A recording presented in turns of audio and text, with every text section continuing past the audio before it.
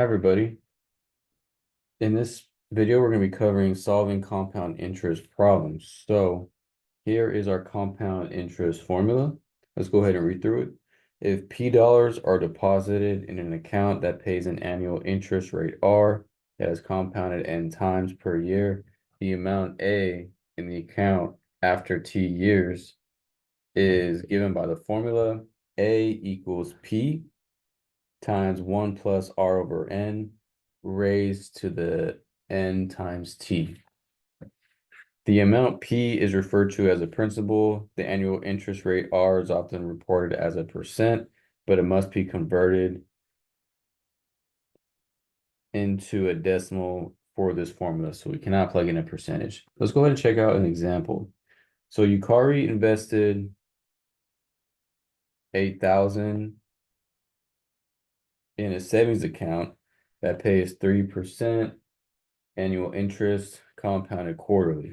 If she does not draw any money from this account, how much will be in the account after 5 years? So let's go ahead and read through this question, pick out our variables. So Yukari invested 8,000.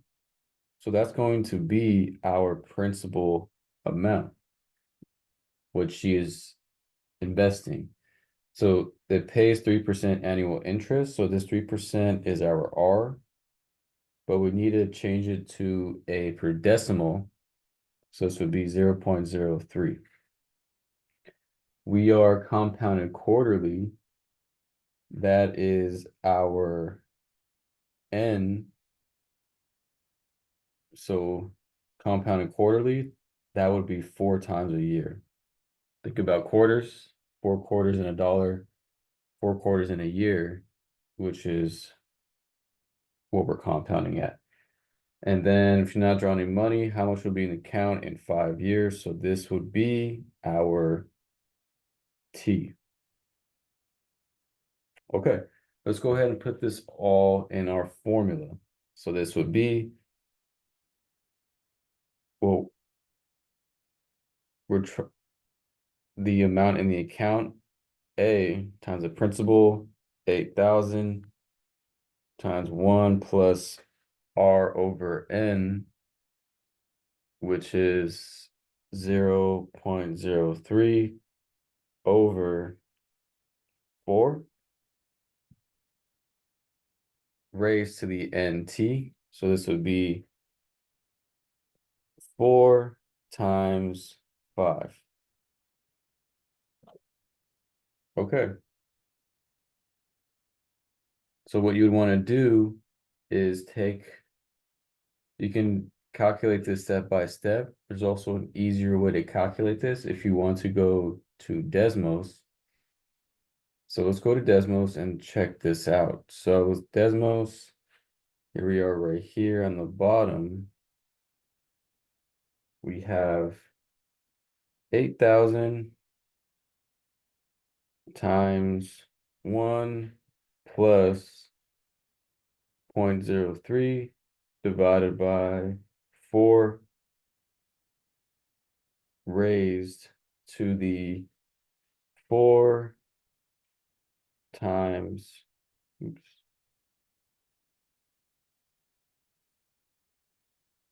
5. And we get 9,289.47. So that is the easy way to do it on Desmos. You can also just do this step by step if you like, but Desmos gives you a quick answer right away. So let's go ahead and rewrite this. So I get 9,289.47. So let's go ahead and write this as a statement. So in 5 years, there will be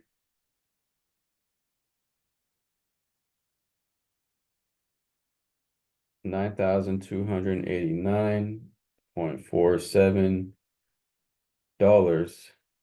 if Yukari does not withdraw.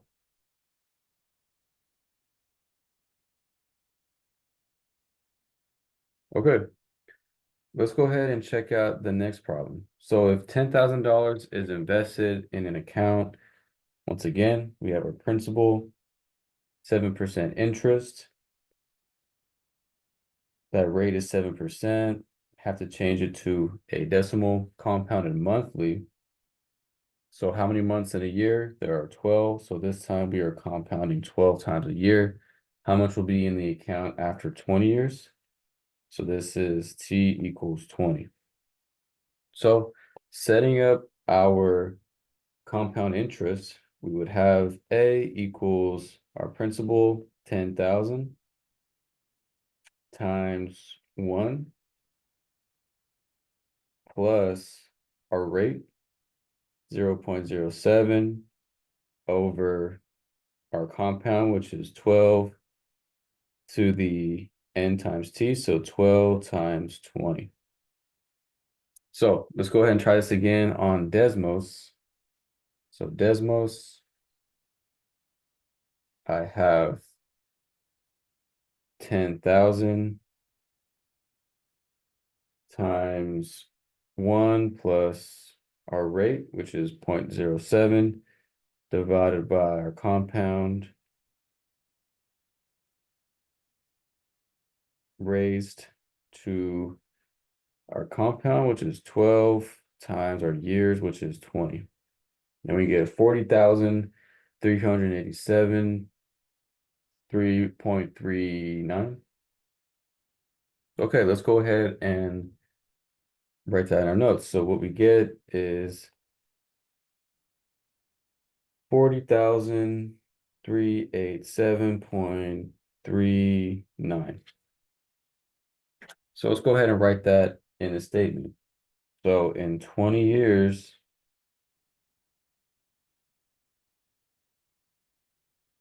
$40,387.39 will be in the account. Okay, so that is how we would do these compound interest formula problems.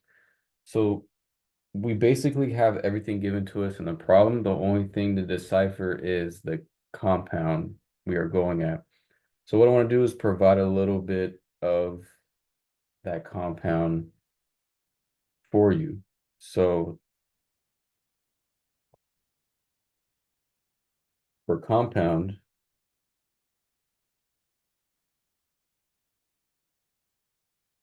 annually, the different ones you see, annually, semi-annually, quarterly, monthly, and daily.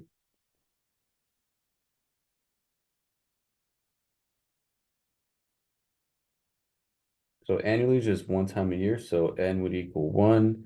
Semi-annually is 2 times a year, so every 6 months, so that would be 2. Quarterly, we saw that, that would be 4. Monthly, we saw that, that would be 12. And daily is just how many days you're getting compounded daily per year. So that would be 365, assuming not in a leap year. Okay, so that is your different types of compounds you would see in these problems. So coming off of this compound interest problems, the next type of growth you would see in an exponential is a logistic growth function.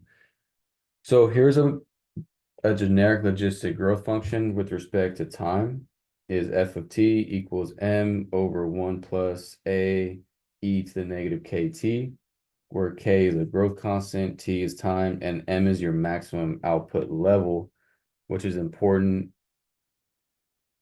to see what the maximum number of outputs you can have. So notice that we are using the base e here. Let's go and check out an example where we're being asked to use a logistical growth model. So oil consumption, the world's oil consumption in billions of tons can be modeled with this logistic growth equation. C of t equals 4,000 over 1 plus 373 e to the negative 0.089 t. So question A is asking, estimate the world's oil consumption in the year 1900. So we know that we were beginning in the year 1900. So in the year 1900, the t value that I would have is t equals 0. So what I'm going to do now is just plug in 0 into our logistical growth function. So part A is C of 0 equals 4,000 over 1 plus 373 e to the negative 0.089 times 0.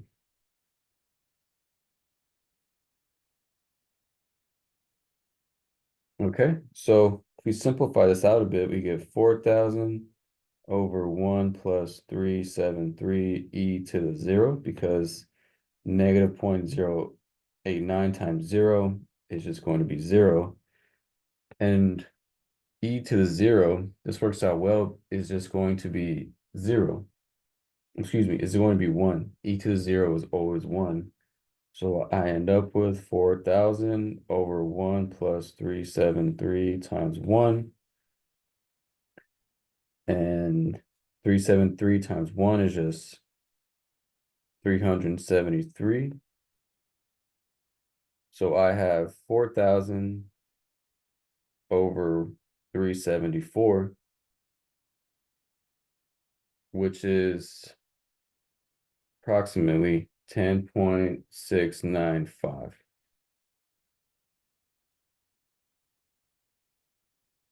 So what this means is in the year 1900, the world's oil consumption is 10.695 billion tons. So let's write that out in a statement.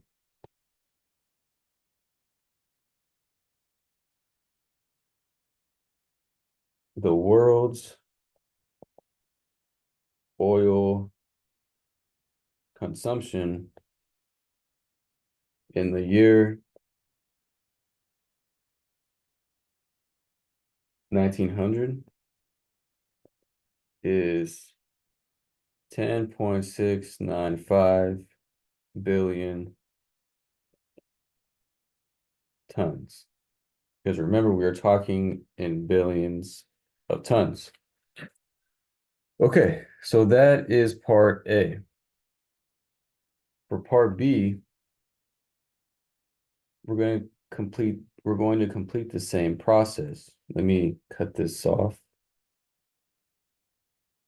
Okay, so for part B, we're going to complete the same process. So for part B, world's oil consumption year 2010. So remember, 1900 is our beginning year. So 2010 is 110 years later. So this means T is 110. So I'm going to take this 110 and plug it into that logistic growth model, trying to see the logistic growth of our world's oil consumption. So this is 4,000 over 1 plus 373 e to the negative 0.089 times 110. So before we were able to simplify this out without using too much work on Desmos, but here's where we would want to use Desmos to get a quicker calculation. So I'm going to input this in on Desmos. So let's go to Desmos, and we want to input 4,000 divided by 1 plus 373 e to the negative 0.089 times 110. And we get 3,918.14. So see how much easier that was than trying to take it step by step with the calculator. So that's my recommendation for these problems. It'll save you quite a bit of time. But what we got for this calculation is 3,918.14. So what does this mean? So I'm going to copy and paste from our previous statement.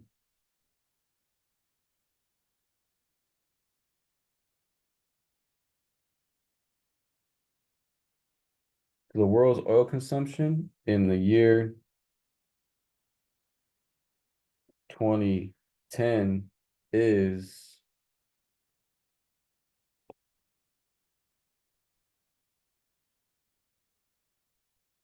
3,918.14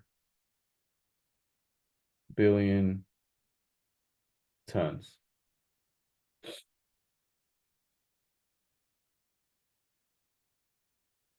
Okay, so we see how this is getting exponentially larger. This was 10 billion tons, now it's almost 4,000 billion tons. So now part C is asking, what about the year 2020?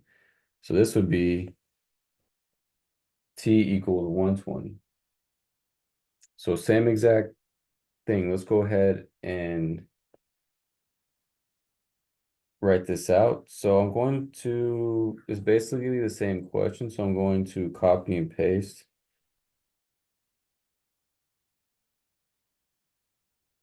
down below. Let me cut this off.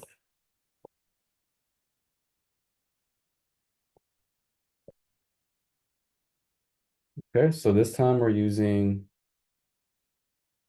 210. And then let me erase some of this stuff. So this would be 210.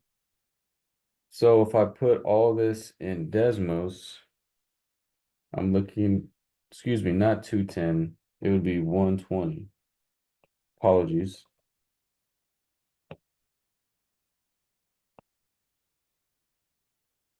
So let's go ahead and put this in Desmos as well. I'm just going to change, I can use a previous calculation and just change it to 120 so I don't have to rewrite everything. That's a great thing about Desmos as well. And if I change it to 120, I get 3,965.975.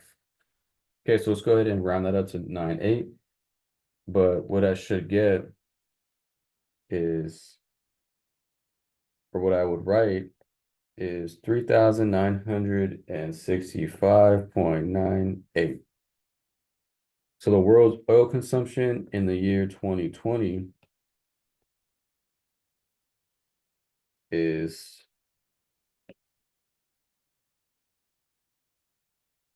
3,965.98 billion tons.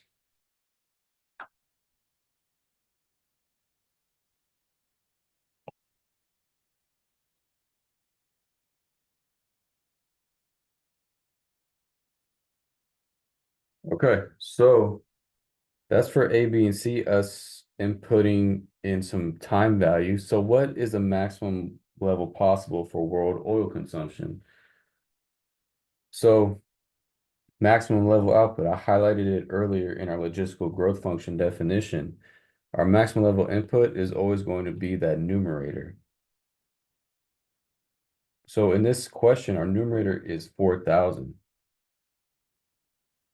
So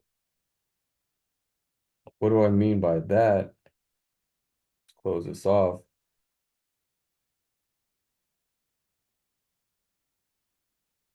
But let's write down the whole process. So we have this logistical growth model of 4,000 over 1 plus 373 e to the negative 0.089 t. And m equals 4,000 based on logistical growth model. And M is our maximum level of output.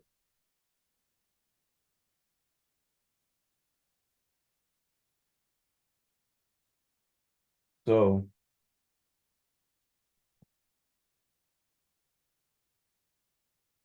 the maximum level possible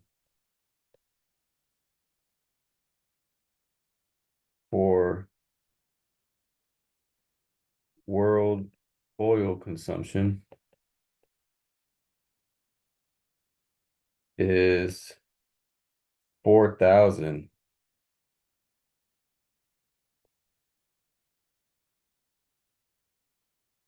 billion tons,